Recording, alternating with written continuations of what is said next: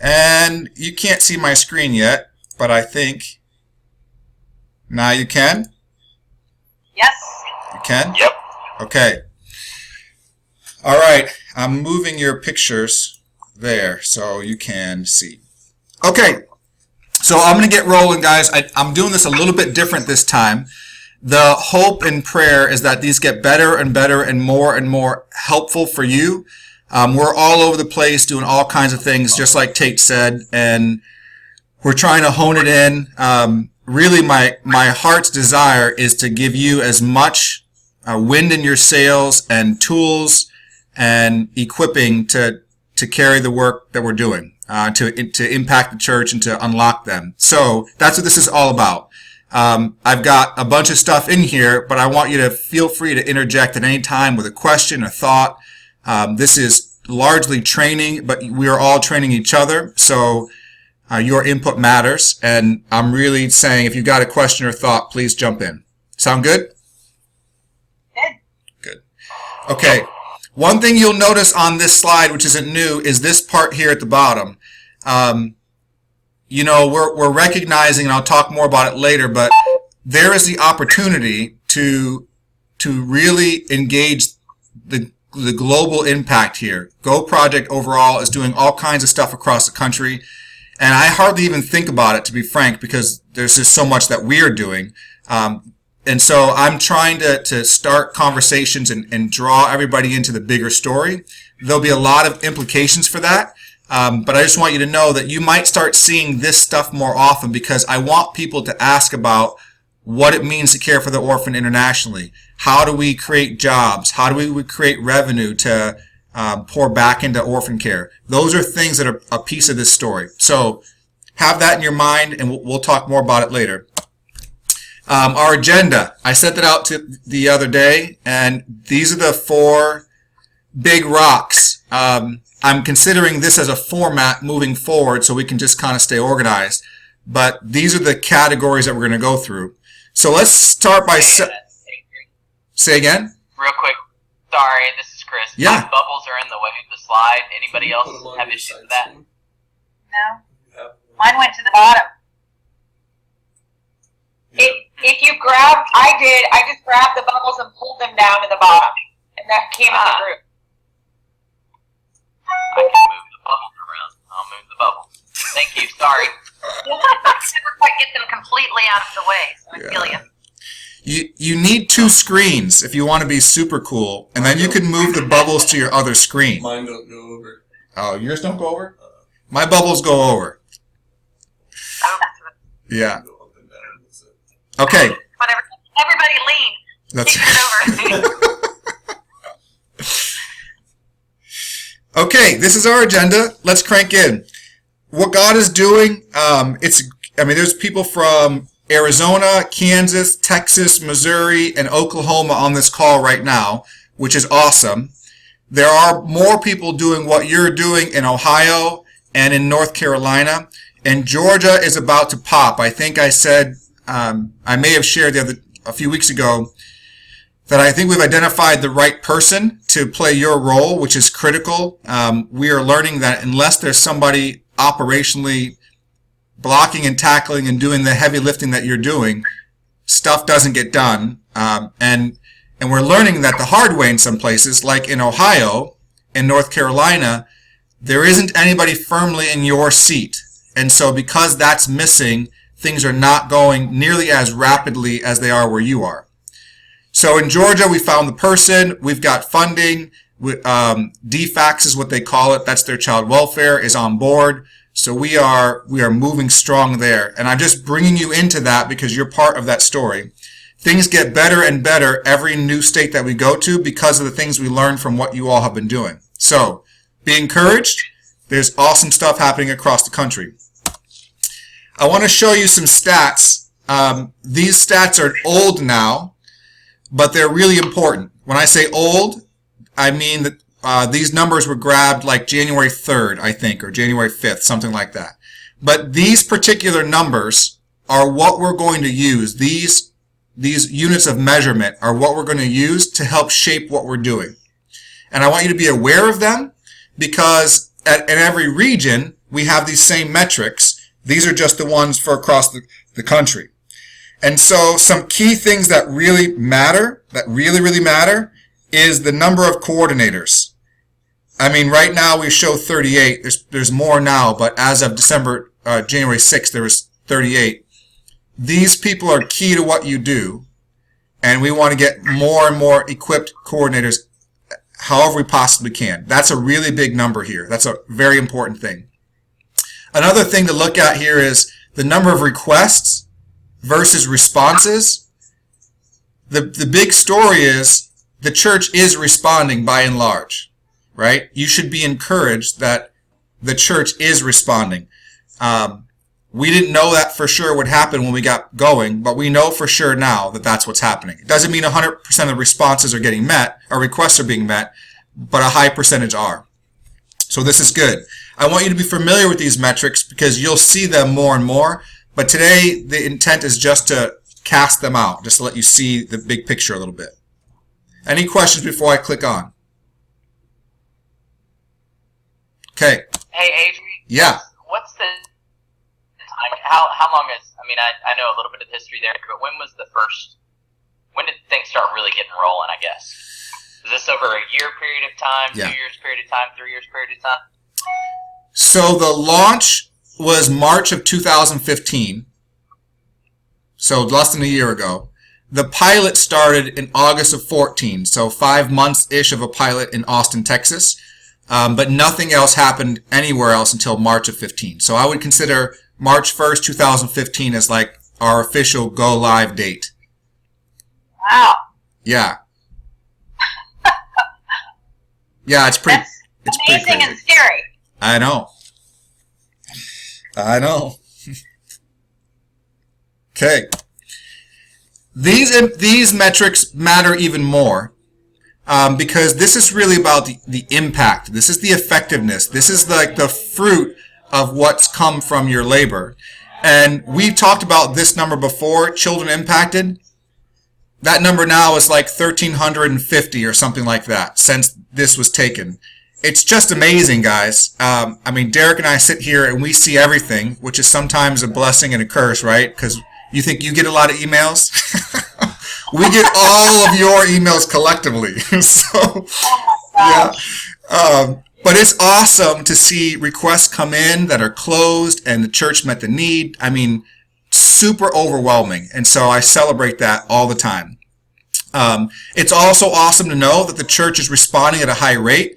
We never set the expectation that's going to be 100% of the time, but I want you guys to know what this number means.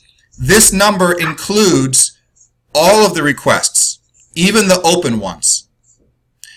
So at any given time, a percentage of the requests will be open, and then some will be closed for other reasons, and some are closed because the church met the need.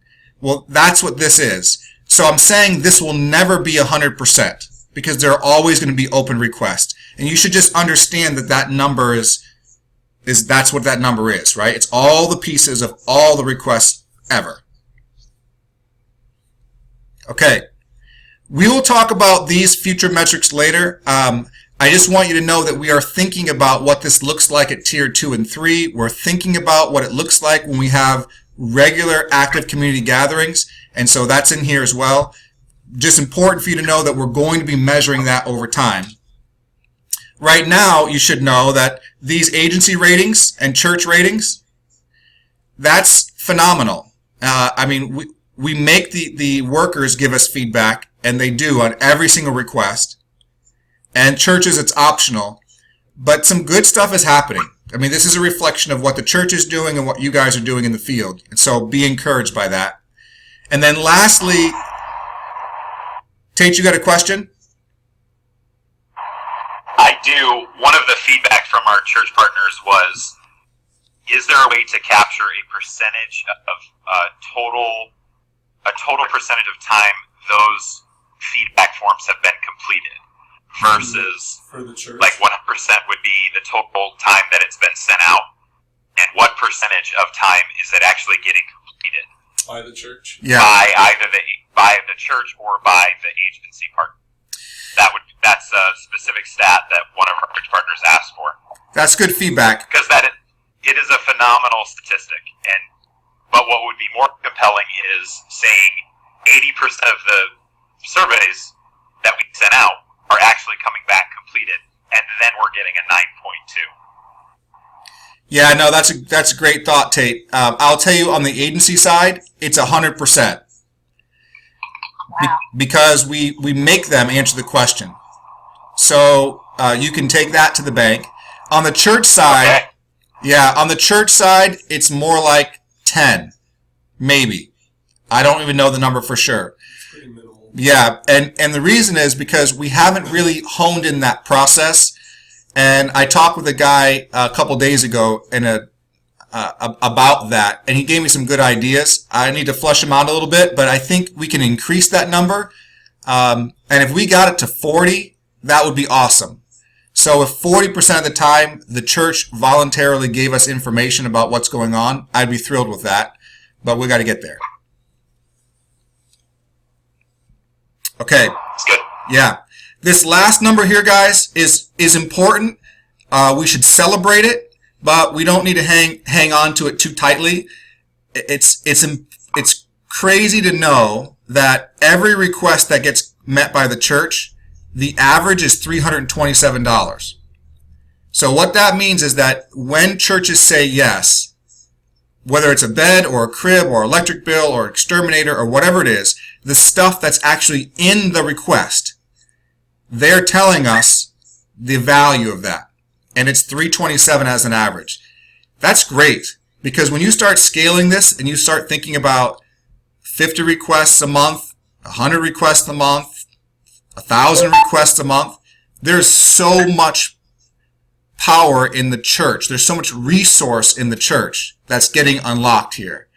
We can celebrate that. And these national numbers are numbers that I encourage you to use however you want to when you're talking with people, because now we're measuring stuff that we can consistently measure.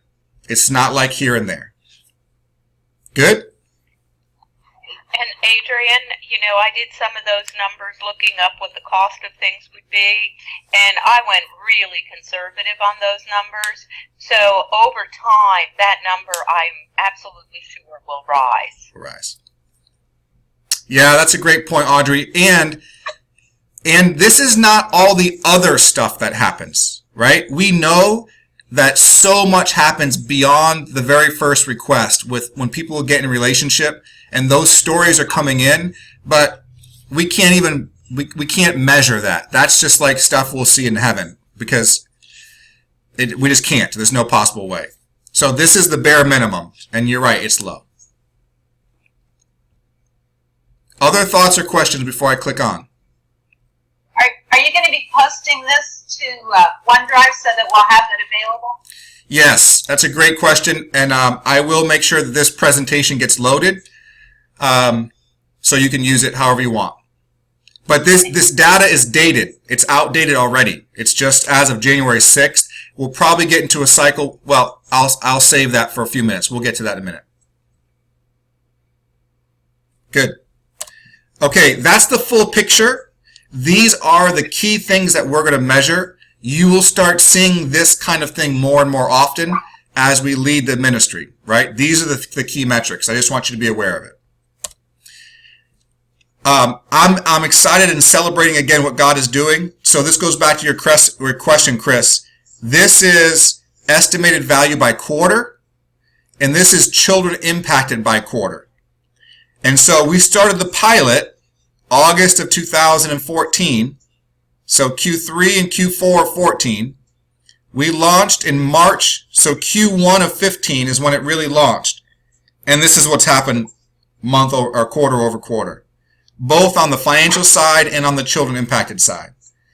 And so when I look at this, and I just think real stuff is happening. So when you feel frustrated and overwhelmed by what's not happening, just pause for a minute and remember, real children and families in crisis are being impacted. The church is really doing stuff. You are really having an impact. And you can celebrate that.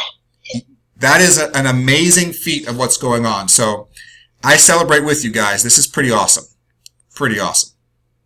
And I shared this in Arizona Sue was with me in Phoenix last week, and people get it, the potential impact as this grows from one place to another. They get it for themselves. Thoughts or questions? Okay. All right, I'm moving on to housekeeping. One thing that we recognize is that we absolutely need to mobilize volunteers. There is, this is not a new story, but I can't stress enough that you will burn yourselves out. You will become unable to keep up if you don't find and train and invest in coordinators. That's got to happen. And it's happening. I just want to reaffirm that you should wake up in the morning thinking about, how am I going to find and train coordinators? How am I going to find and train coordinators? Because if you do that well, all the other stuff that we were talking about will be unlocked. You'll have way more capacity than you had before. And I know that there's things that we need to do to help in that matter. Part of it is beating on that drum, but part of it is building in some systems. So we will keep doing that. But I can't stress it enough. Find coordinators. Don't carry all the water by yourself. Assign coordinators. So when new churches enroll, a reminder here, nothing happens. They receive no feedback, no communication from us until you assign the coordinator. So when that email comes in, it should be a high priority for you, even if that means that you put in coordinator needed because you don't have somebody in place. If you don't do that, it's as if somebody signed up to participate in something really cool and we rejected them. That's what it's like. They get nothing. No, nothing. It's silence. And I don't want that to happen. I know you don't want that to happen. So I can't stress enough. Even if you have to put in coordinator needed, you can always change it later. Assign the coordinator right away. Hey, Adrian, real quick question, and maybe this is an offline question, but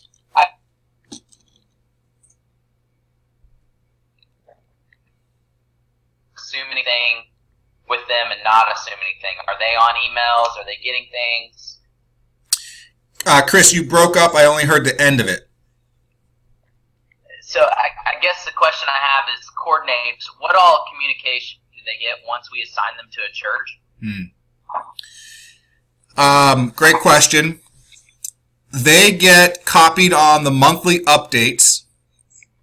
So, assuming that they're at their own church, that's what they get first, right? Whatever's happening at their church. Right. But systematically, I think they're just copied on the monthly updates. And so is everybody adding their coordinators to the CRM then so that they have access to the church's information? How's everybody? What's best practice there? They got to fill out the application, which I think you had somebody do, but that's how they get added, is by filling out that application. But once they fill out that application, do they have access to the CRM to be able to contact their churches? No. They don't, and hold that thought because we're going to get into the active community process here in a little bit, and I think some of your questions are wrapped up in that. It's good. Okay, remove coordinators. So we had our first coordinator that I'm aware of officially resign, which I think is kind of funny, but he sent an email saying, this is a resignation email. So, but I mean, it's cool, right? It's like, and I have to say, he was my coordinator, and he's an engineer, and that's totally it. Yeah. I have 3 or 4 that I wish would send that email. I've gotten that email too, so it's okay. Yeah. Yeah. That's good. Yeah, I was actually happy about it. Yeah, it's good.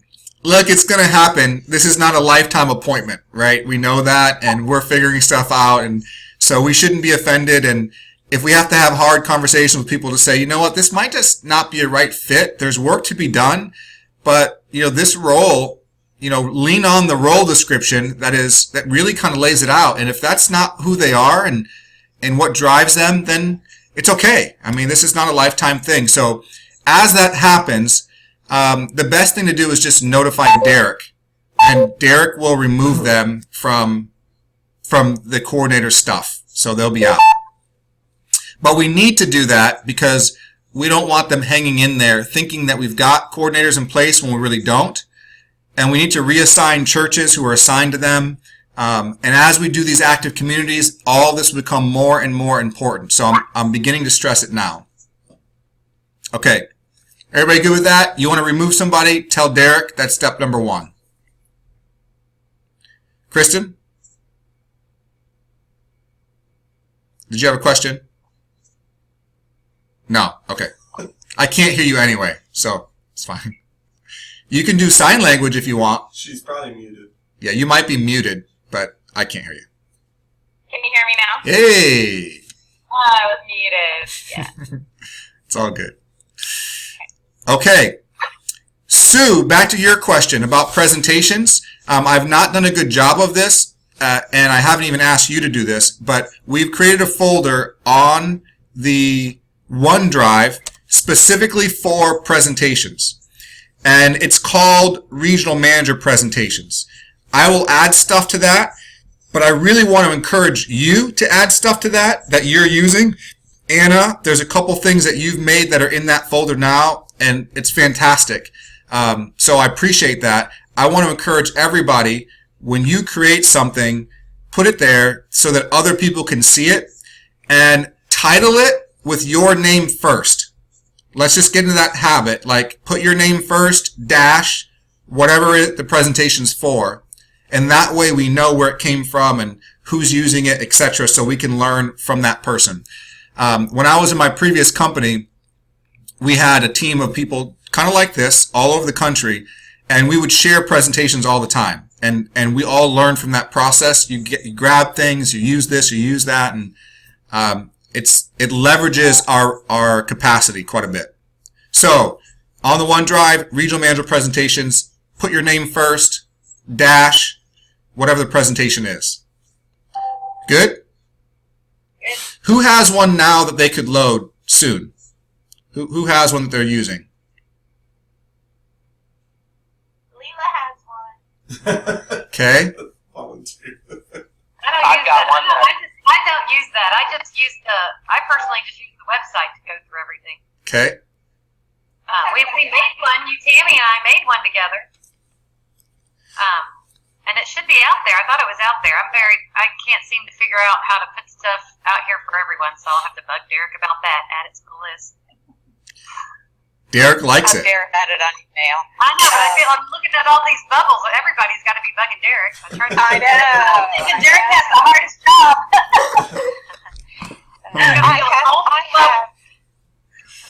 I'm not going to do it right now because I don't know how to do it, but Derek's going to show me. But I do have a presentation that we're going to give to the DFPS, the Child Welfare Council, next week, and I'll put that on because the Care Portal features really strong in it. Good. Okay? Yes, I'll ma'am. do that later. Beautiful. I have mine too that I've added to Anna's a little bit, and so I can add mine. Yep. With some added slides to it. Thank you, Anna, for that baseline. It was really helpful. And does Derek have directions for us somewhere on how you add these? I'll make them. Okay. He said he'll make I some. see it, but that assumes you know what to do first. Good. Okay. Moving on. What's new? I have 4 things in the What's New category. Pretty exciting stuff. So I'll just walk through them, but these are our what new, whatever. Look at this guy. What's he got in hand? Yeah. Awesome. Yeah. So. Are you giving Derek a lunch break? I just ate that card. I actually love that the card is actually Derek holding a thank you card. That would be awesome, Katie. Yeah. It is pretty exciting. We have these thank you cards. and I want to encourage you to use them, but I don't want to make you use them. I struggle with writing thank you cards myself. I wish it came easier, but it's hard. Partly because I can't spell, and partly because people can't read what I'm writing. And I don't really like words that much, and so all those things are really deterrents to me actually doing a thank you card. But some of you love it, and we have them. Just ask Derek to send you some, and he will. And so we'll get you some cards. But I don't want to just send them out to everybody assuming you'll use them or make you feel like you have to. You don't, but they're here if you want to. And they're really cool. I love the design on them. They did a good job. Hey, Adrian, do we have a little card like that churches could use in bulletins also? Do we have anything already designed? When you say in bulletin, what does that mean? Well, once upon a time, churches made these little things called bulletins that they put in the seats. And they sometimes like putting stuff in them to tell their churches about stuff. So, no, Coach, 20th century. What do we need? Do we need to create what needs to be on our bulletin? That's what I'm asking. I just think something simple like taking the fold out. I know those could get expensive to print. Maybe a smaller postcard sized insert. Something a little cheaper that we could get rolled out and smaller that kind of just casts the vision that we could use the churches that are asking for that type of stuff. Yeah. We had talked about that one-page document for the church, more specific to congregations instead of church leadership. So one thing that's on our what's needed list that we that this points to is resources for congregants. It's a funny word, but for congregants. We need resources for congregants. Video resources, printed resources for congregants. And so we don't have those developed formally. If somebody has a Kickstarter on that, then that would be great, because I don't want to create a resource for a congregant that doesn't have on it what it needs. So if you guys have ideas, kick them over, and we'll make something up. And I think the simple we leave a little blank for how they sign up. I mean, I don't know to keep it where it's not. I mean, I know every church is signing up their people differently. But, I mean, even if it's just a description of the care portal, what it is, why it is, and then that church can make that specific ask, to their church. Mm-hmm. But I think they want some type of just marketing piece that they can have put in hands or hand out after service, whether they're a business card size or a postcard size, that would allow the church to kind of, and I think even churches would pay for it. I mean, like they print their own, but they don't necessarily have the resources to design them. Right. Well, I'm open to your ideas. If somebody has some content that seems like it's the critical content, send it my way. And we've got some ladies who make things pretty. That's what they do. So I'm not one of those ladies, just in case you were curious, but there are some here that do that. Yeah, just real quick, what I've sent frequently is Kurt took the original Care Portal share card that we created and modified it, and essentially it's a sign-up card that they pass out to their folks, and folks can sign up if they want to be on the list to give their money, goods, services. So it's 3 boxes. It's Tier 1, Tier 2, Tier 3. And so they sign up in the box that they're interested in, and then they pass it into the plate or give it to usher or whatever. So usually that's like at launch, but I wonder if to have those on hand, because I can think about as we get into Tier 2 in KC, churches are actually having to relaunch Care Portal to congregation and say, hey, we're ready for you to be active at this new level. So I think just having a standard, pretty Care Portal, new logo, brief explanation, and then on the back, put your email down if you're interested in Tier 1, Tier 2, Tier 3. But using the language from Olathe Bible Church back in the day, I think that would be really helpful. So I'll send that in, and then if that was one of the tasks, have Mikkel and Sonia kind of knock out a share card. That could be pretty cool. Yeah. I love that, Tate. I think churches. Like our church, we have 4,000 people on a Sunday morning, but probably 50% of the general congregation may or may not be there. So they missed the original launch. So if we had something at our information desk that people could, that would be really great. Okay. Got it down. Are we done looking at Derek? Yes. If not, I'm still in a bubble. I can't hear anybody. Are you guys still there? Can you hear me? You can. Okay. Okay. This is pretty cool. One of our what's new things is an impact page. So the data that I showed you a moment ago, some of that is going to live on the website in real time. This project is 90% done. It's not 100% done, but it's close. And so essentially what's going to happen, I'm just going to refresh the page because those numbers aren't right. There we go. What's going to happen is under the About section, there's going to be an impact page. So just imagine the word impact right there. And in real time, you're going to be able to look at a national level and share this with other people, what's happening across the country. These are the big rock data points that are happening across the country. It's a lot of the stuff that was on that earlier shot. You can hover. It shows you percentages. That's what's still open, met by the church, met by other than the church. And this is going to be national data. Does it say what the start date is? I keep struggling with all these numbers on this, what the time spectrum is that you're including. So these numbers are all of history up through this date right here.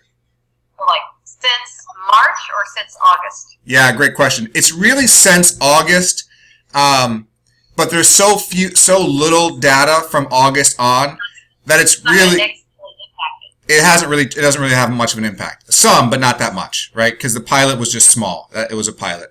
So we could put that date in there. That's probably some good feedback is since date. All right, I made a note. The other cool thing is that you're going to be able to look at it by state. So awesome. Yeah, so you can sort that. You can choose a state. The data on here is not going to be accurate because we're finishing building it. But this, you filter by the state, and then your data comes up by state. Can I give a compliment real quick, Adrian? Can you get what? Can I give a compliment real quick? Yeah. So when you were saying earlier about using creating a PowerPoint presentation, from when I first started to now, I feel like the website has gotten so good with so much organized information that I feel like I don't really even need the PowerPoint. Now I can just use the website, which I think is pretty neat, assuming I have an internet connection, which I can get a hotspot. But I think that's a really big deal, is that every time y'all do things like this, it keeps me, I'm not a PowerPoint, sit there and click through it. I've yet to get one I really like. And so the website's gotten really, really good with everything, I think. Good. Yeah, thank you. And we've got a team that's doing this work now, which is awesome. It is the goal to have everything be on the website that we really need, both for us and for the network that's being created. That's the goal. I happen to really like PowerPoints, and I know other people like PowerPoints, so we have those available, and sometimes, internet doesn't work. But if we can get everything we need on the website, and you guys are crafty to go where you need to go when you're communicating with people, that's the goal. That's the goal. Cool? Everybody like that idea? Wonderful. Any feedback about what's on here, what's missing, how it looks? I'm sorry, I missed. Where is this exactly on the website? Yeah, what tab? It's top secret. You can't have it yet. But okay. It's close. It's going to be under the About section. There'll be a tab button called Impact. That's where it's going to be. Right now, if you go to the Care Portal website and then up in the browser, you put in /impact, you'll get there. That's where it is. It's just not public yet. And the data is not fully accurate, right? So we're just putting some numbers in to get the process going. I'll let you know when we launch, but it's not that far away. I mean, it could be a couple days, could be next week. But I just wanted you to be aware of it before we actually do it. And when it happens, it'll be there. How data getting updated? Say again? How frequently is this data going to be updated? Daily. Is it like moment by moment? No, daily. That is awesome. Yeah. So this is that we can take a screenshot when somebody, is like, hey, what's going on in Kansas? Screenshot. Yep. Forward them the link for the photo of it. That's super helpful. And if you want to get in... Oh, go ahead. Whoops. Am I connected? Go ahead. Yeah, we lost Adrian. Okay. Oh. I also want to give a compliment. The way you can get things done and up on the website is unbelievable. I'm used to working for the state where it takes a year and $1 million to do anything on the website. This is fabulous. That's true, isn't it? Yes. Well, praise God, right? It is good. It is good. Thank you. The other cool factor here is we're not only going to be able to do this at the national level and state level, but we'll also have the data at the regional level, at the county level, and at the zip code level. All that is going to be available. Yeah, but we're going to build it out as we can. So just know that at some point you'll be able to go to a map and see at the zip code level what's happening there. And that's I'm pretty excited about it. But yeah, buddy. Yeah, buddy. Step by step. Step by step. Okay. Awesome. It is awesome. Celebrate that. Yeah. Okay. The next thing on the list is small groups. This might take me a little bit of time to walk through. I want to thank both Jake in our office, whose small group is the first one that was enrolled. I guess it's Tate's small group too, but we'll thank you for other things, Tate. So Jake's small group was the first one. And 6 months ago or so, they started the process of what's it like, and now 3 or 4 small groups in their church have enrolled, and they're starting to kind of pull it together. And then along comes Chris Campbell, who's got significant influence in Oklahoma with churches that have 100, sometimes 200 small groups. And so the need became real time to say, how do we build out our process so that small groups can enroll under their church? Like that's the idea. And so we can unlock the church, so we can give it more breadth and give an opportunity for these small groups to serve together locally on an ongoing way. And there's some beautiful stories that have come from it. All that said, a process is now developed, and I want to walk you through it so you understand it. You can communicate it to churches. You can encourage them to enroll their small groups and know the process. Okay? Step 1. On the church account now, so this is one church, there is now a section called small group. And there is a place there for a small group admin. The moment that you put in a small group admin, then this link gets generated. Okay? That's the process. You put their name in, this link gets generated. They have to be in the system as a contact before you can actually put their name in there. But I'm assuming that, however you get it in there, you get in there. But their name just needs to be in there with their email address. You can create a contact. So far, it's been people who've already been a point person at the church. But if it's a new person at their church, that's fine. Just get their name in the system as a small group, as a contact, and then you can plug it into that spot. Once you do that, the link gets created. And really, that's all that you have to do. You have to just add that contact as the small group admin. It's a new role. Okay? Everything else is automated. So what happens automatically? The link gets created. An email goes out to that small group admin, and it says, you've just been added to this church. What does that mean? And it basically, it gives them this content at the bottom that they should just cut and paste into an email and send to their small group leaders. That's all they have to do. So they send this to their small group leaders, and they're off and running on how to get their small groups enrolled. Any questions? Yeah. They forward the link. When you say they send this, you mean they forward this email? The instructions are for them just to copy this bottom section. Oh, okay. And send it to. Yeah, just copy that section and send it on to their people. Can I ask, like in our church, we have a small groups pastor, so would he probably be the admin, and then he would send this to his small group leaders? That's right. Okay. Yep, that's possibly. Right. And this is something I'd like to discuss. The small group admin, as we've been in Kansas and Missouri, kind of doing this prior to having this process of enrolling small groups, we've actually been approaching an individual within a church that has a lot of small groups with the coordinator role. So we've actually been training them as a coordinator and identifying them as a coordinator, and then they're the coordinator for their small groups.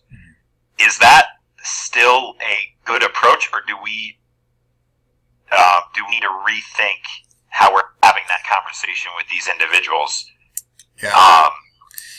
Well, and I know that's going to come up. Yeah, I don't know that we have it all figured out, Tate. So, let's try some different things. I will tell you that in our system, the purpose for that small group admin is really just to be the one who gets the communication about them enrolling, and to be the one who can say, no, they're not really associated with my church.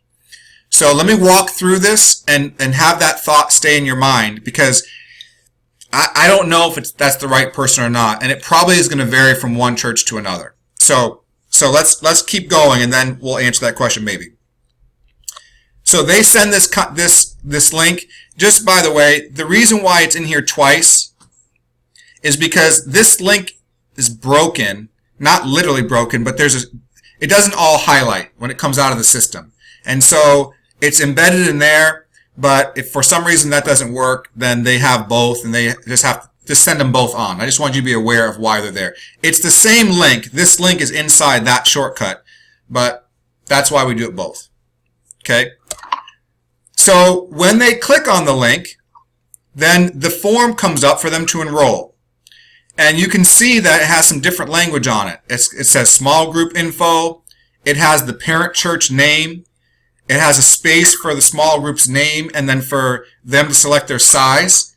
So a small group is not going to be, 100 people or 500 people. It's going to be less than 10, 11 to 20, more than 20, something like that. And so we've created a new field for that. Aside from that, it's pretty much the same enrollment process, except they don't have to choose a pastor because we already know who the pastor is. It just simplifies it for them a little bit. And it's directed to small groups. Okay? Thoughts or questions about that? So when the small group, once they've enrolled like this, will they begin getting the email with requests at that point? And then they would copy and paste just like any other to send it out to their small group members? Great question. They're going to need to walk through the activation process, very similar to a church. And then once they're active, then they'll get requests the same. And so we're going to ask them the same kind of implementation questions. That they can share it with their small group how they want. But the idea is, yes, there's a leader in that small group, a point person, and they'll do the same kind of thing a church would do. Is their implementation plan different at all than a normal church enrolling? Yes. Okay. Yeah, the questions are a little bit different, and so because they're geared now towards a small group. And so the giving question's a little bit different. We're still asking them to give, but it's not the same. The implementation ideas or how they're going to communicate, they're worded differently. When you see one come through, you can look at the link and just see the difference. But it's similar but worded for them. Okay. Leela. Do managers have to assign a coordinator to a small group when they enroll? Sure do. Yep. Okay, so even though they've been associated with a small group admin at their church, a new small group enrolls, they still have to get assigned a coordinator. Yes. Prior to activation steps. Yes, and the reason for that is twofold. One, it's very possible that there is a coordinator for their entire church, like that you go down that path like you're describing. But it's also possible that these small groups are geographically dispersed across the city. And that's kind of the hope, right? Is that they're spread out. And so you might have a different coordinator for the east part of your city from the west part of your city. And I hope so. And that these small groups would potentially be part of those active communities and have a different coordinator. So it kind of goes back to your question. I don't know that we have to say it has to be one way or the other. Like there's an internal church coordinator versus a community-based one. I think we'll just figure it out as time goes, and you guys just work with it. But the system operates the same. Assign a coordinator.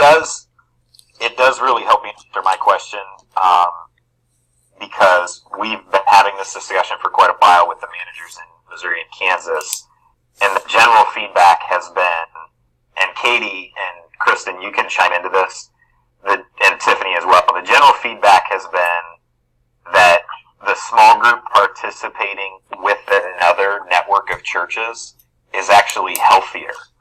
Because as opposed to keeping them isolated to just having their church conversation, their coordinator within their church calls a bunch of small groups together for their active community, as opposed to that small group in, one part of the city, meet churches in their neighborhood, with a different coordinator who doesn't go to their church, is actually a pretty healthy thing. It could be a pretty beautiful thing. So my take on this, and again, it'll be case by case. We don't need to make a policy. My thoughts would be coordinator is different than small group admin. But we're going to have to we don't have a role description for small group admin. So we'll have to flesh that out over time. Yeah. As well. I have two questions. They're kind of small, but just looking at the top of this where it says eCare Portal, should that just be Care Portal as one word as we're trying to go to that format? And then it says new church sign up. Do we want to that point, shouldn't that say small group sign up? Because I was confused when I looked up there. Yeah. You said don't have them put their church name in here. Yeah, and unfortunately, making that change causes some in that particular sentence. It's actually linked through to all the coding, and it's really hard. So it sounds like an easy thing, but it's not. Everything else is easy except for that one line. It's linked into the coding, and it's a pain in the butt. So maybe one day. My other question is the only way we can get a small group signed up is if the admin for the small groups recommends them? It's not a recommendation. It comes through the small group admin sending out the link. Like that's the process. Okay. Long term, there will be a button on the new map that says enroll your small group. So it'll be on that church, but there won't be any button there if there is not a small group admin assigned. So the first step is there's got to be a small group admin. And if there's not, then that church is not ready. I'm just thinking in our church, getting things done is at the speed of Christmas. And so I might have the small group admin signed up, but for him to actually, like my husband and I have a small group, I'd like to get them going. But my question, I guess, is do I have to wait until he sends that link before I can get them going? Well, I mean, you have access to the database, so no. But everybody else in your church doesn't have access to the database. So, you know, the process is identify the small group admin, then have them send the link out to people. That's the process. We can't really shortcut that systematically because people need that link. That link has all kinds of data in it that keeps it associated with the church. That's the purpose of that specific link. Leela, you had a question? Okay, I feel like the train left the station and I did not get on it because I have never heard any conversations before. So I'm like just trying to kind of catch up and understand what the purpose is and what need this is filling. Sure. So it sounds like my impression is if you're dealing with a church where the church leadership isn't ready to participate, but you have a small group of people that are, they can join? No. Can I speak to this? Yeah. Briefly? Yeah. So the issue is actually how the church wants to engage. Right. So we've seen some churches that have a small group infrastructure say, we just want to enroll as the big church and we'll figure it out. We've also had churches approach us and say, we try to steer away from doing things centrally as a church because we're just really bad at communicating with our people, or it's really an effect for us to travel through the central church to actually mobilize people to do things in their community. We would love to be able to access directly small group and have them on the front lines. So this is kind of reactionary to a certain demographic that I would say is predominantly suburban, predominantly white. And so it's not every church, and it's definitely not to get at this idea of some fashion of saying, well, we're just going to do this. It is actually for the church that has built an infrastructure like this, that they want to kind of leverage that infrastructure. So it allows the small group essentially to function out of the address of the small group leader's home. So that's the address that gets enrolled. That's the zip code that gets associated. So they're going to get needs close to them. So for a lot of churches, that frees them to, they may have a suburban location, but they have small groups in the urban core. It allows their urban small group to get connected to their neighborhood as opposed to the needs coming through the central address and then getting dispersed out again.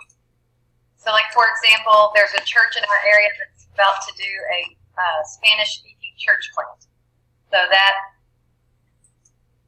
in his new church could conceivably be considered a small group, even because they're a part of the main church. Potentially, or they may want to, it might be healthier for them just to enroll as their own church. Yeah. But yeah, the tool has the flexibility to accommodate. Maybe I just know these kind of churches. Maybe that's my problem. So. Yeah, it's a very white, hipster, young person thing. Not to say that you're not in that crew, but it's a very and definitely white, and got hipster kids. So There you go. They would know all about this. They would know all about it. Yeah. Okay, so I'm thinking then I'm thinking there's like a Lutheran church in our area that's very hipstery, and they've got a small group would be the groups that meet for worship at coffee shops. Yeah. Also think, guys, Sunday school classes too. Think about, it's just a way to communicate. And so instead of the church, managing the communications, they're saying they want to push this down to the lowest level denominator that they feel comfortable representing their church. And typically in a church, that's their small group or Sunday school leaders.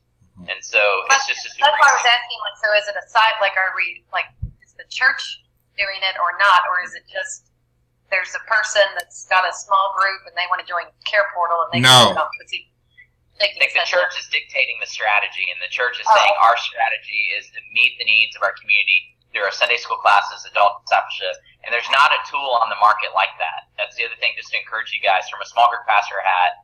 There's nothing like this out there that I could have had as a tool as a small group pastor to engage all my small groups. And so it's really meeting a need, and a lot of our small group pastors in the community are super excited. Mm-hmm.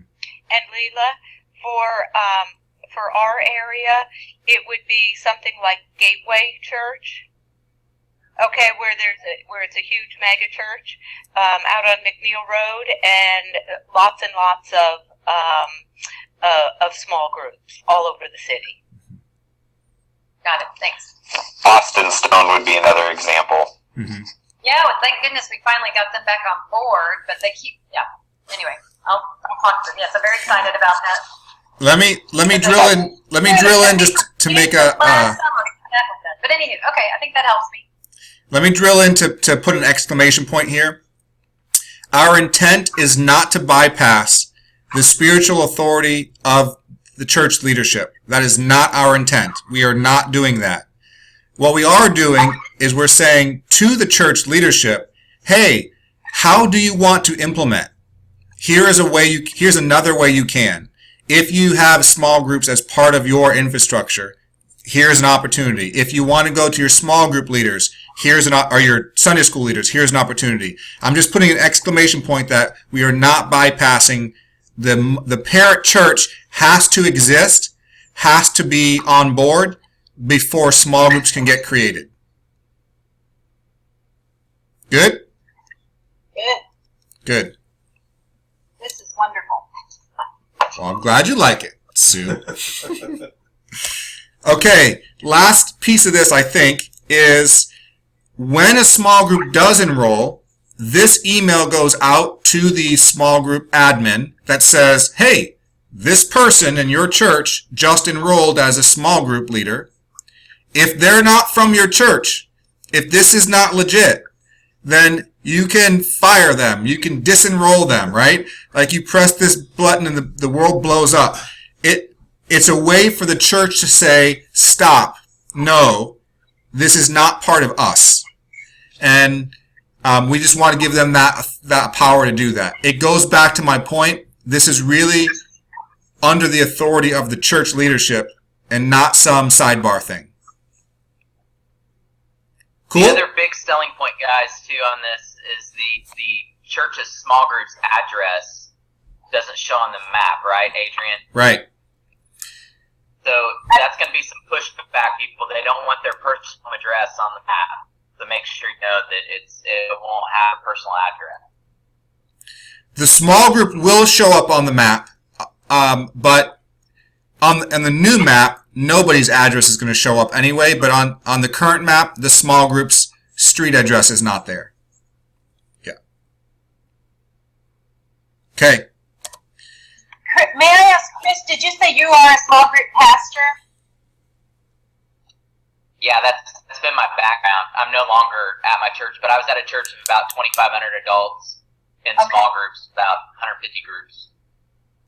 If the small group's pastor at my church wanted to contact you, would that be okay? Absolutely. Okay. I'll get your information from there. Thank you. Inside the system, when the small group gets enrolled, this is important. This is what it looks like. The name of the church at the small group's name. So whatever they put in there, that's what shows up. The other thing that's important is that the size of the group shows up. It gets marked as yes for the small group, and the parent church gets assigned. So this all happens when that small group enrolls. But functionally, it looks the same as your other churches. So here's a list of, there's the parent church, and there's all the small groups that enroll underneath them. That's how you'll see it in your system. They'll go through the same process.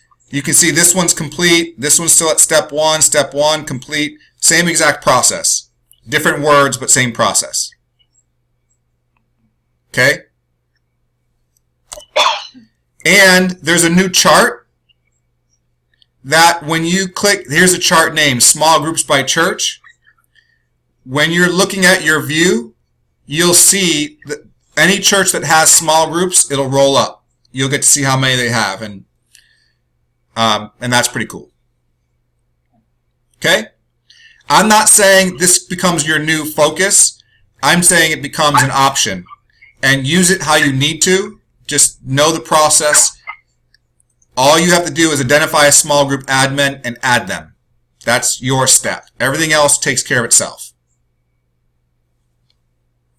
Okay. Any more questions on small group? Because I have a whole nother subject. Okay. New subject. Primary image. So what we're working on here is trying to simplify our communications, what we use to share the vision, trying to tie some things together, and equip you to tell the story, where you are and who you're talking to.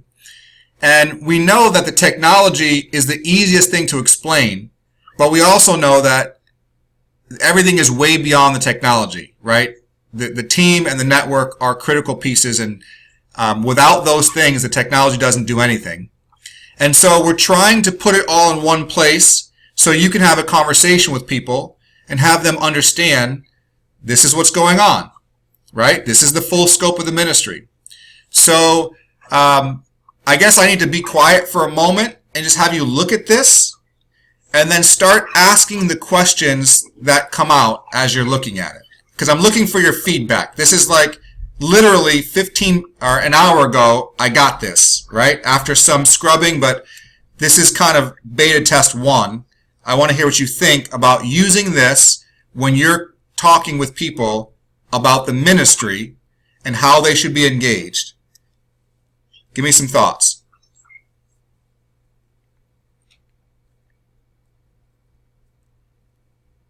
I had not heard the term. Oh, sorry, dog went off at the same time. I had not heard these before. I wouldn't. What is that? What role is that? What did you say? Sorry, my dog. I had not seen the word ambassador used before. Right. What role is that? I just don't have a context for it. Great question. I was hoping people would ask that first.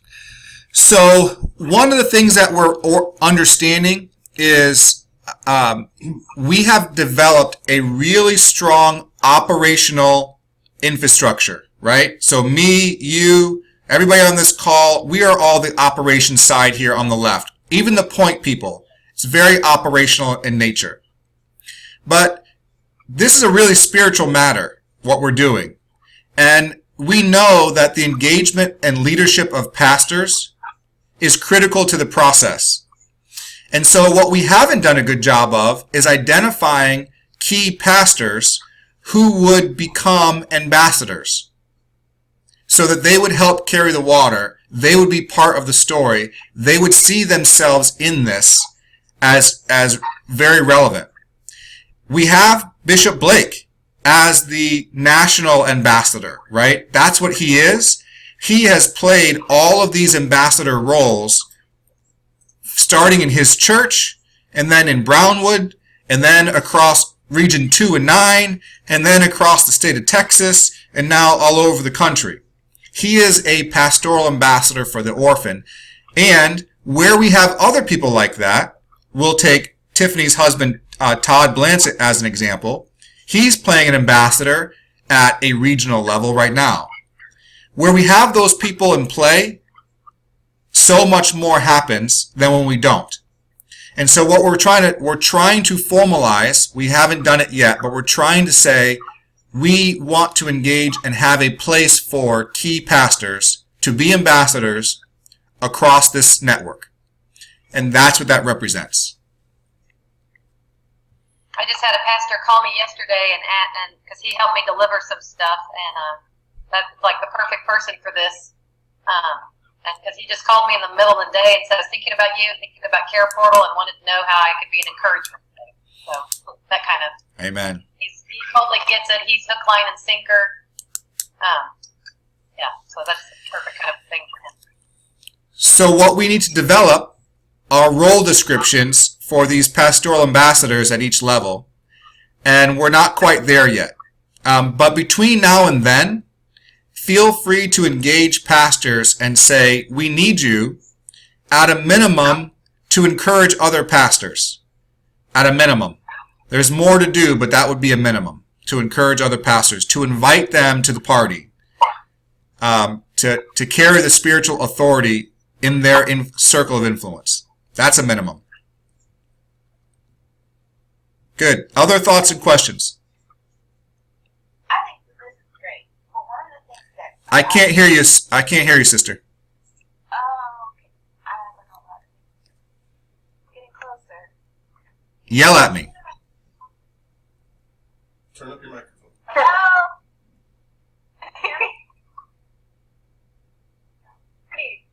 Hard to hear you. Have her microphone.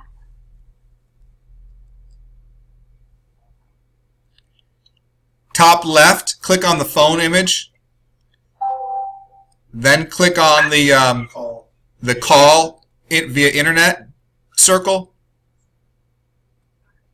And then slide the microphone up.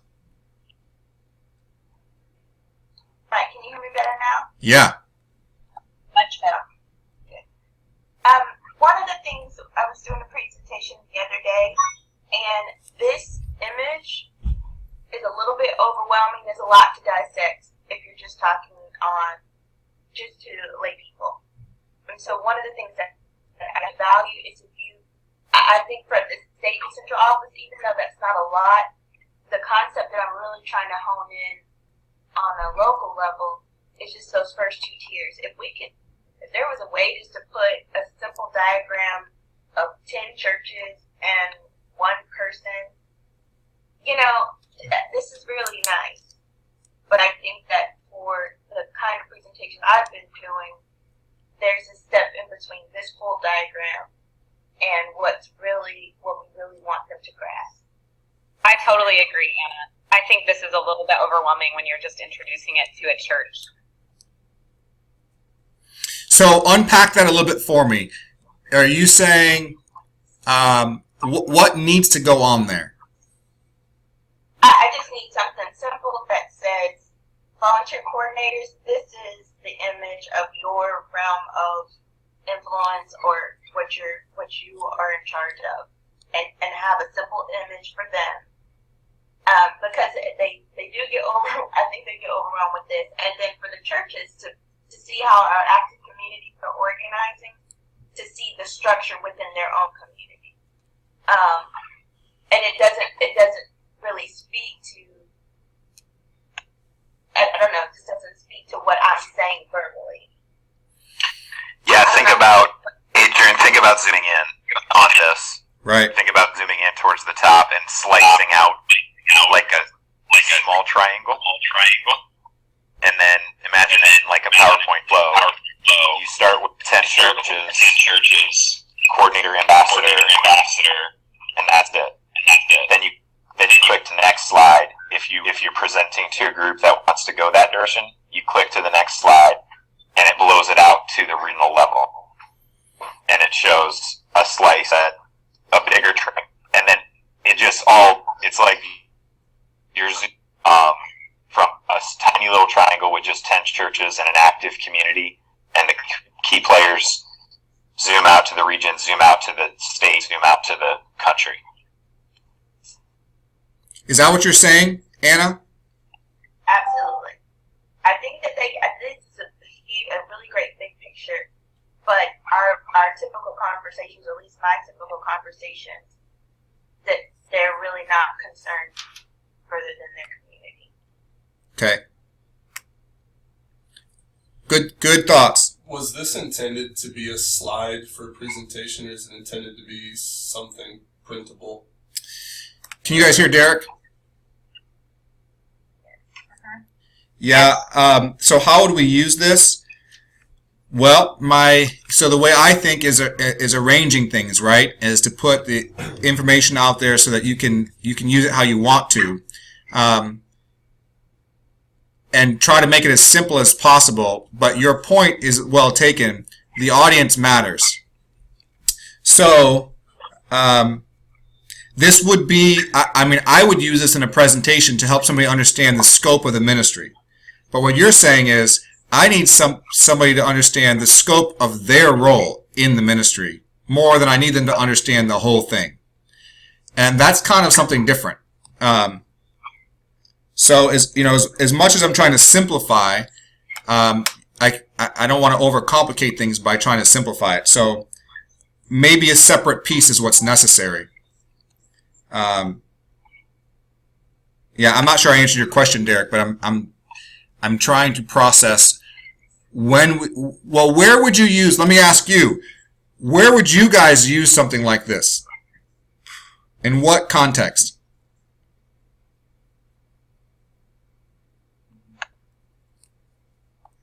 I would probably use that as a training coordinator. As a what? To see the picture. Okay. Or talking to a pastor that you were going to ask to help network, a large number of churches throughout an area or region. Like a ministerial alliance, things of that nature. But when I think Anna's talking about is a lot of the people that are actually doing the active communities, this is overwhelming to give to them. Mm-hmm. The point.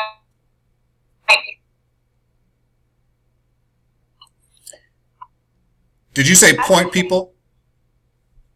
I guess I'm putting together a slide to do a presentation on Friday. And just the way in conversation of explaining the volunteer coordinator is letting you know that this doesn't happen without the volunteer coordinator. Nothing really that isolated job description. It's in this larger picture, but I want to take it out so that the volunteer coordinator can see, okay, she's not talking about our whole community, she's not talking about the whole town, she's talking about the churches. This is a simplified image of really for the volunteer coordinator and the point people that they're going to be helping to oversee, for them to understand that every person has a small part to play to make this all work. But this doesn't speak to the individual, this speaks to an organization.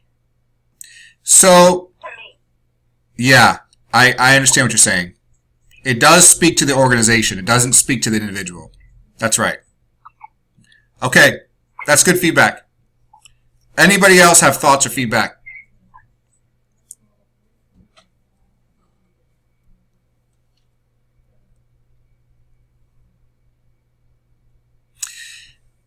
If we're looking at the ministry overall, is there anything on here that doesn't need to be on here? I understand Anna's point, and I think that's another piece. But for overall, is there anything on here that doesn't need to be on here?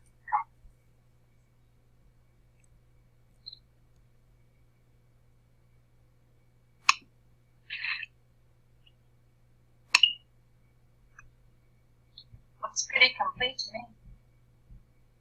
Anything I'd take out.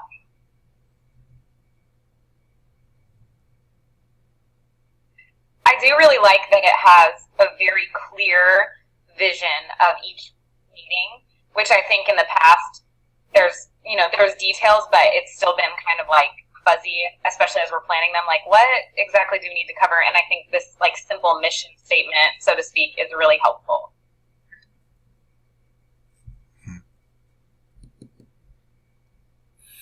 Does having the regional budget on here help you?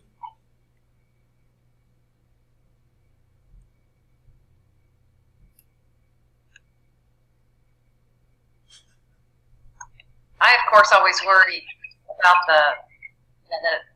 you don't want to scare people off with $100 a month from church, especially because right now my focus is drawing in a group of churches from the east side. But their goal it's not going to be their role. Their role is going to be supporting the people in their community that the burbs are kind of doing that sort of work. So I always get nervous about that, but doesn't mean it needs to be taken out.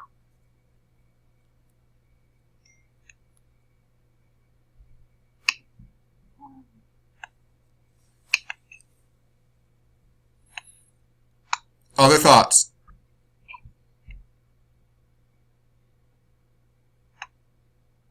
I guess who is the primary audience you see for this important for them to know?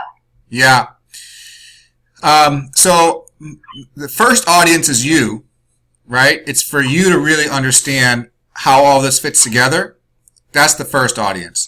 Beyond that, my thinking is when somebody needs to understand how all this fits together, you have one place to go to describe it to them. Like that's what I'm thinking. When you would use it and how you would use it would really be up to you. Would I see you using this in every presentation? No. Would I see you sitting down with your coordinators at some point in time and walking through this? Yes. Would I see sometimes ministerial alliances and things like that? For sure. Yeah, when I'm trying to articulate the vision overall, that's where I would have this in play. Yeah. Chris, you have any thoughts?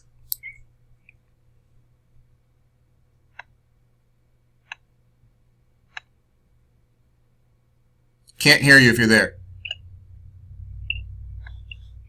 I can see you, but I can't. My mute button wasn't working. Sorry. Yeah. I think super clean. I think it's better than what we've had. I mean, the only thing I could see maybe initially is having an option to take off the descriptions. So, I mean, I think the simple thing for a point person presentation would just for them to get that there's a team that's supporting them locally. That's at a community level, a regional level, a state level, a central office level. There's a big team that's supporting them. They don't necessarily need to know the inner workings of each of those teams. But then the other little thing that might help, I mean, on the regional capacity, I think for them to understand that this is geographically located.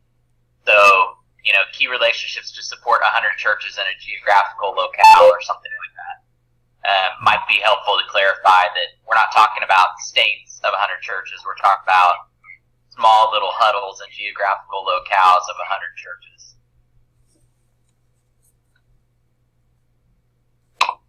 Good. Okay. But I think it's super clean. I mean, that's how I would show it. Is I mean, the one thing if I had that big triangle, all I would say to an active point person is just say, hey, we want you to be a part of an active community, but we also want to know that there's a team there supporting you that goes all the way to a central office that's supporting the technology. Very good. Okay. If there's no other feedback, I'll click on. Okay. What's needed? I'll move kind of quick, and because I want to hear your ideas as well. So, global ministry integration. What I mean by that is what I started the meeting with. Go Project overall has so many things going on that you should have access to them. And so you guys got a copy of that letter a couple weeks ago that kind of set the tone for 2016. There will be other things coming. We'll start to communicate to churches about their opportunity to engage through you to go on international mission trips. So, for example, Anna and Aaron just got back from a trip to Haiti. And, you know, some pretty awesome stuff happens there. Hallie just led a team to Haiti of her coordinators, and some pretty awesome stuff happens there. So one of the things that we're toying with is how do we prepare you all to once a year lead a mission trip to Haiti to bring coordinators and point people and pastors from your region and have it be a regional 5-day trip to serve the orphan in Haiti and learn from the adopting churches of Haiti. Like, how are they caring for the least of these where they are? And what does that mean for us where we are? So we're just beginning to think about this, but just know that that's a piece of the story that's coming. The other piece of the story is how do we, create jobs in impoverished areas? Well, we do that through the Go Exchange. And how do we generate revenue to pay for ministry? Well, we do that through selling T-shirts. And there's a big piece of the ministry that's there. So one of the steps that we're going to take is this next bullet point. We're in the process of developing a gift package that would go to the pastor of every church who's active. Not just who enrolls, but once they activate, they get this gift package. It'll have a Care Portal shirt. It'll have the new version of the Ruin for the Average little book. It'll have a one-pager that kind of explains how all the ministries fit together. And it'll have a little thank you note. That's what the package will have. We're not quite there yet, but it's coming. And so my hope is that in the month of February, those things get put together. And one, it draws the pastor into this conversation more specifically. And then two, it equips them to then go to see a bigger ministry, to see what else is possible through all of this. And if they order some shirts that they're going to order anyway through the Go Exchange, well, that creates jobs in a living wage environment, and it provides funding for ministry overall. Those are good things. So you guys will get one of these before we send them out to the pastors so you can see it. But that should be coming in February. So that's something that's needed. Any questions before I click on? Yeah. Will churches that are already enrolled receive it or already active? Yeah. Okay. Yep. So we're going to get 500 shirts for this purpose. And we've got, I think, 2,000 books coming. You guys can use those books as well as giveaways when you want to. But this is the first use of them. We'll do this for sure. So you'll know that these folks are getting one. Is anything different about the Ruin for the Average book? I know at one point you guys were wanting to wait and make it more Care Portal focused, or is it still the same one then? So it's the same book, but the Care Portal logo has been added to the front. There's been an introduction that's been modified, and there's a chapter added to the end that's about Care Portal. Cool. Yep. Adrian, this is Audrey. If I can figure out a good video or disc CD from Karen Purvis to add to that gift package, would you be interested in that? I'd be happy to talk about it for sure. I want to make sure the context works. So if you've got some, right. I mean, she's got a lot of content. Yeah, throw it at me and let's talk more about it. Yeah, I'll have to. Karen had called me last week, wanting us not to forget about her. You know, just because we didn't get the Reese Jones grant, and so, it was a couple weeks ago. So I've just been thinking about this, and so I'll have to think about it and talk with Karen a little bit, but I'll get back to you on it. That'd be great. Look at you, Miss Popular. Karen Purvis called me up. Whatever. Oh, good grief.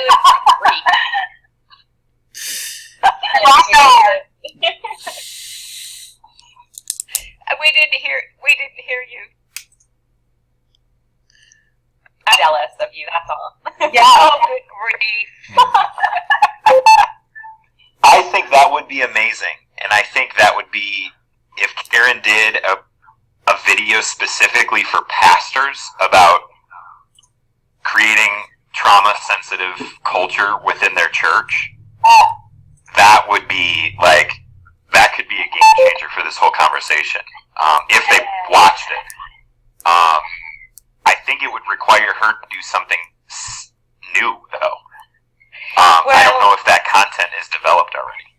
Yeah, she does have a lot of things for pastors, but it's really more for Tier 3. You know, more for what happens when you have foster adoptive ministries. But let's keep thinking about this, because if we could get Aaron and Karen to go to do another video on this, I could see it being pretty powerful. Mm-hmm. That would be amazing. So let me think about this one. It's good. That is really good. So speaking of videos, we are going to redo the primary one, update it some. It have some content in it that is focused on explaining the grid, since that's such a big part of what we do now. And so that should be coming out soon. And we will separate the financial part out of that. And so a second video that would be more titled like Join the Network or something like that. It would be one that I would see you using in meetings. It'd also be on the website, and it would be a combination of some testimony from pastors who their churches have engaged and they're engaged, so there's some testimony, and some explanation of why to implement, how to implement, and the financial part of the equation. And so I see it being a 2-minute kind of video that you would use to help people understand, okay, so you understand the vision now. Now what do you do? How do you do it? Why is this important about the process? And again, it'll be a combination of testimony and instruction that will go together. So stay tuned. My hope is that that comes out in February, but it's needed. It's needed. Okay. The active community process. I know we're going long, so I'll make this short. Can we back up just a second real quickly? On this new videos, are you also what you were talking to me about last week, something 10 seconds or less that could be shown to a congregation that's already where the church is enrolled, but when they want to throw out the information to their congregation? Are we working on that? Totally. Yeah, so basically so I should have rephrased that. Really, this is 3. So when the new one is done, we'll take that, make it way shorter, and just basically tee it up for a congregation specifically. That is on the radar. So that should say 3. Thank you. Yeah, thank you. Yep. It's good. The active community process, really briefly, we're working on building out a system where your coordinators, all they need to really do is schedule the next active community. And then emails will automatically go out to everybody who they're supposed to go to invite them. When they have the meetings, there will be a report that's generated for them that they can get right off the website that has all of the requests from that active community in the last period of time. They'll be available. It'll have data available for them. It'll have a roster of all the people who could be, should be at that active community. And all this will be communicated through the system. It'll also give them a way for them to give feedback about that last meeting and schedule the next one. So basically what I'm getting at is we are going to build a really simple way to not just have an active community meeting be just something that happens, but something that has clear purpose and direction and communication. And so stay tuned for that. I can't promise when it's coming, but it's coming, and I'm excited about the opportunity for sure.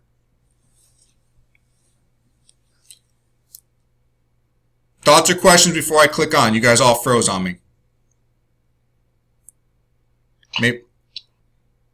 Yeah, the active community process is going to be huge. We've got, for example, just over the last couple of weeks, I've seen, coordinators scheduling them, sending out an email to their, Excel spreadsheet list of people that they're managing. And, Kristen just sent out an email to one of our networks in City, Kansas. And to think about streamlining that and simplifying it for these folks to where with maybe the click of a button, everybody who attended, it's going to be so helpful to just streamline this and help equip our volunteers with an easy way of scheduling and then doing follow-up on these meetings. So I am very excited about the active community process from a technology standpoint and how that's going to alleviate a lot of the stress that I think our managers and coordinators feel in keeping track of Excel spreadsheets of people who need to get emailed. Yeah. That'll be good. Okay, the map. There is a new map coming. I won't talk about it much because it's not here yet, but it's coming.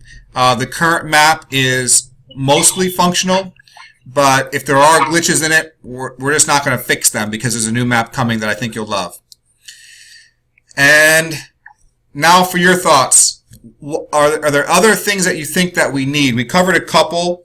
I've got them written down. We need some congregant-focused content, both video and something printed. We need a start date on the impact page. We need a simpler version of the primary image thing that I showed you that would be really geared towards point people, maybe coordinators. What are some other things that we need that you can think of? This is Tate.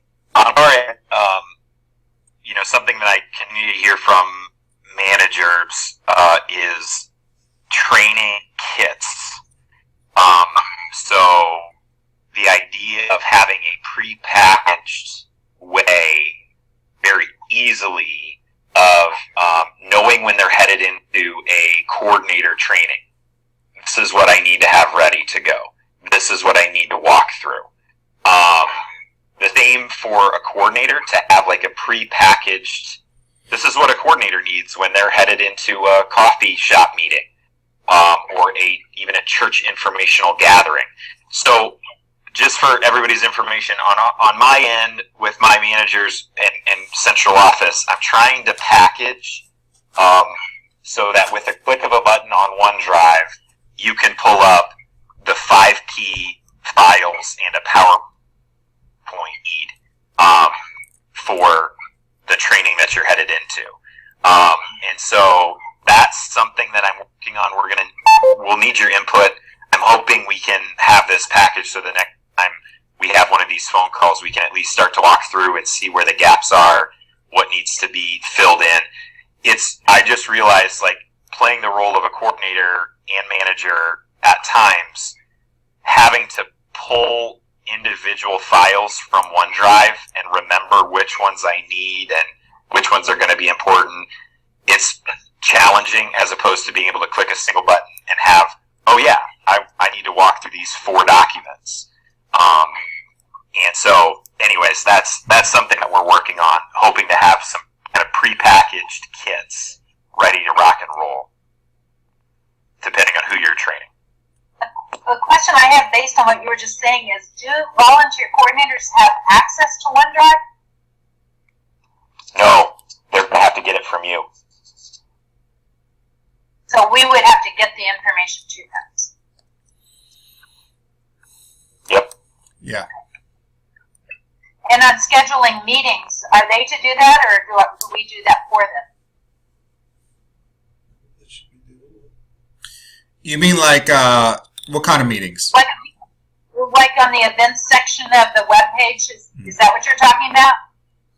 They schedule an active community. Is that something that should be scheduled on the website, or is that just something they would do separately? Yeah, when the process, they can do it now on the website. You just need to get a login from Derek. So that's one thing. To answer your other question, once we get these training kits done, we can put those on the website so that they're available on the website. When we get there, that'll be no problem. We're just not there yet. Yeah. Okay. And sure, but then long term, the active community process totally would involve them doing it on their own, not having to schedule anything for them. That's totally part of the process. Great. Okay. Other things that are needed. Well, I know you and I have been talking about the getting content available to go out in Spanish as well as English, and being able to separate those things. Yep, that's on my list. That's going to take a while, but it's on the list for sure. Well, excuse me, we have some Spanish content in the training section of the website, but you're talking about getting requests so that they can go out in Spanish. Right. Right. And and so that when like DCS here posts a request, they can post it in English and Spanish, and it won't duplicate to both groups. Right. Yeah, I want to do that. That's going to take a lot of brain power to get that done. You've got it in you. Now, yo hablo un poquito de español, mi amiga. All right, people are dropping like flies. We're over our time. Any other thoughts of stuff that we need?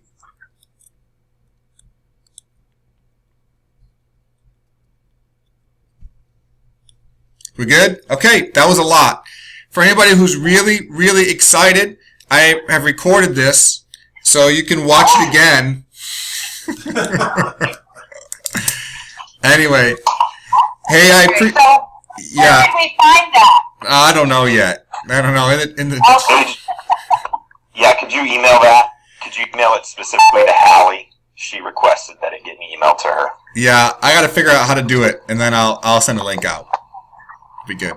And then you're going to put this up on the website. Will that be up there later today by chance? What? The presentation that you've had. I just got a church meeting this afternoon where some of this information might be helpful. I can forward the PowerPoint. I can email the PowerPoint out to you guys right away. Perfect. Thank you. It's good. All right. I don't see too many people left, so I'll assume most people are gone. But I'm going to pray because God can hear us, and then we'll hang up. Lord, you are gracious in every way, and I thank you for being present. I thank you for the people you've brought together for your work and for your glory, for your kingdom's sake. And I pray, Lord, that what we've talked about is a blessing to you and to many. And whatever is not from you, Lord, that you would burn it up and remove it from our minds. I ask for your favor as we engage church leaders and communities, people who have influence that can actually engage and unlock the church so that children and families can be served and so we, as the church, can be transformed. We love you and we pray in your name, Jesus. Amen. Amen. Thanks, brother. Yeah. Awesome. Thank you. Thank you, God guys. bless you guys. Right on. Adios. Great meeting you. Adios. Yeah, amen.